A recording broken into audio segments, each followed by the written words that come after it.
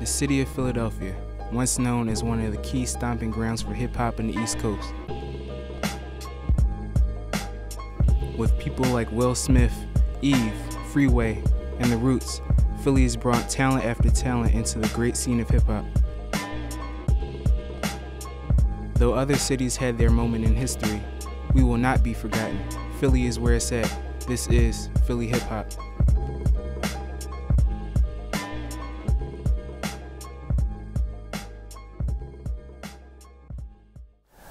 My name is Range. They call me Range the Messenger. I grew up in a really musical household. My dad is a percussionist. My mother sings some. I grew up in church, so we were always around music. So basically, as long as I can remember, it's just always been a part of my life. My name is Nina Ball, aka Lyrespect. I'm just an all-around arts advocate and artist. I would sleep with my book under my pillow, and in the middle of the night I would get a line and I'd be like, oh, I need to write that down, you know. But I know it's something about that beat that calls me, that makes me want to just rhyme. My name is Chemist. I'm a hip-hop spoken word artist. For me, rap came when I was about 12. I started writing poetry. It was a homework assignment, and then it was for extra credit. So the more poems you wrote, the more extra credit you would get on a spelling quiz. So me, I went home and wrote 10 poems, thinking, you know, not to even study, but to get that A. And I didn't get an A, but I mean, what I did find out was I liked writing poetry. So then later it transitioned to beats, and I've been doing that ever since. The state of hip-hop in Philadelphia, I think it's always kind of blossoming, you know. Philly's whole music scene goes through periods, you know. So there are periods in R&B when it's really popping, and then it kind of dies off, and there's periods in hip-hop when it's really popping, and it dies off. When Philly artists, hip-hop and R&B, just realize that it's just best to all work together and to keep things coming, then you know, it'll stay relevant. But right now, I think it's on its way back. As of late, I guess I would say late being the last 6 years, I've seen Philly as a proving ground. So the thing about Philly, some people get spit out by Philly, and I've seen people come and go like, oh, nobody embraced me. But it's one of those things where you have to actually keep jumping into the imbroglio, keep showing up, show people you're here and that you're not going anywhere. Sometimes people have to get used to your face and your presence before it clicks. And I mean, honestly, that's how it goes across the board, even with marketing. You got to tell them what you're going to do, you got to do it, then tell them what you did. My name is Vision. I'm a spoken word poet. I work for Philly Youth Poetry Movement. I'm the artistic director there. I think it's a great time. We really control our own destiny now with the rise of social media, YouTube, how technology is getting cheaper and cheaper. We can finally put our own videos out. We don't have to worry about record labels or publishers and things like that. We can do our own. So a lot of people are self-producing or self-publishing, and you know, going the indie label route. So I think it's a great time, and Philly has always had the most talent. We control our own destiny now, and we can finally show everybody where the talent is. My name is Greg Corbin. I'm the founder and the executive director of the Philadelphia Youth Poetry Movement. I'm also a poet, actor, educator, and a motivational speaker.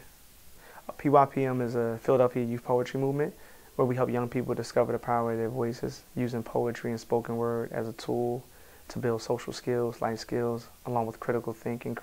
It was Greg Corbin got the pizza, He pulled up in his squeaky car. There's nothing like seeing young people teach young people just by being an example, by being on stage, by helping out. You know, when's the last time you seen a 16-year-old help a 15-year-old, or a 15-year-old mentor an 8-year-old?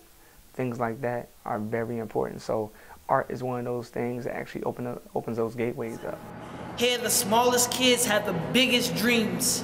You see, they spit sparks, they burp blessings, they announce earthquakes. Here, inspiration is the only thing that matters. And I was inspired by Lauryn Hill. There's this song, Final Hour, and I thought that the rhyme pattern was so dope. I was like, yo, I know a lot of words. I'm gonna try to do this. Over time, hip hop just started to move me more. I always think about what can my contribution be that nobody else is doing quite like I can do it. Eyes on the prize, override the skin tax, proselytize. Cynics with the syntax, why so surprised? Register, I pitch black, iceberg tip, everything I win at. What's up, this is Lyrespect. Philly scene is different. You know, we always had rappers. It's just about finding unique rappers. Like we all can spit, but it's just about finding that person that stands out. I started rapping when I was 12. You know, just to myself, I was real private with it. But you know, later I battle at lunchroom tables in school and do the talent shows and open mics and, you know, just getting that experience of performing in front of crowds, perfecting the craft. Yeah, I just put a project out with DJ Active called Chemist Times Active. So we took it back to that 90s feel, you know, with the MC and the DJ. So it's a lot of storytelling. He's scratching on a lot of the records, you know, just bringing that, the essence back.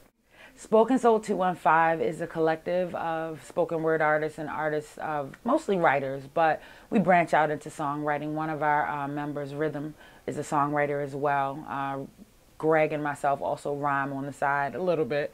And then Vision is also a poet, and Rhapsody is a singer.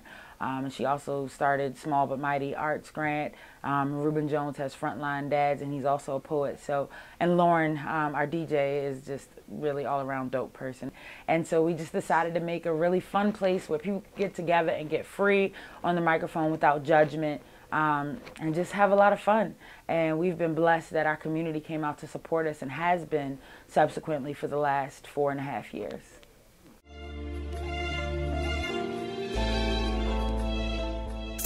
You have to understand how to make your art make money. I know a lot of people who are really talented, but they don't make money doing what they do because they don't really understand. Listen, listen, then read. Read some more, then listen. Don't just jump into the water. Study the craft, study it. Listen to yourself. So listen to yourself first, your inner voice. Create for yourself first. Create the kind of art that you want to receive. Don't just emulate what you hear on the radio or what you think people want to hear, because that's not healing people, that's making money.